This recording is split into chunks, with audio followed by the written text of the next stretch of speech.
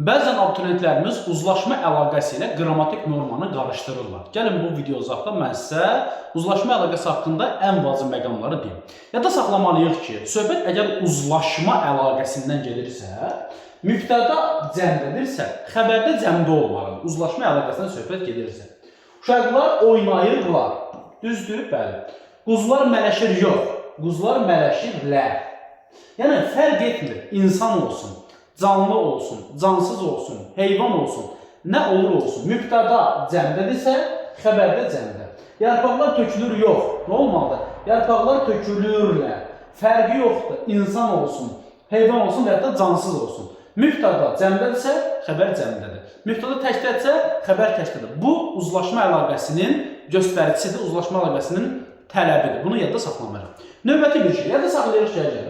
Sənin mübtədanın söz birləşməsində ifadə olunursa, uşaqların hamısı gəldi. Yadda saxlayırıq ha. Niyetdir, gəldi. Kim gəldi? Uşaqların hamısı. Sənin mübtədanın ifadə olunur. Üçüncü növ təyini söz birləşməsi ilə. Bu halda sən söz birləşməsinin əsas tərəfinə varırsan. Hamısı təkdədir, demək nə oldu? Gəldi.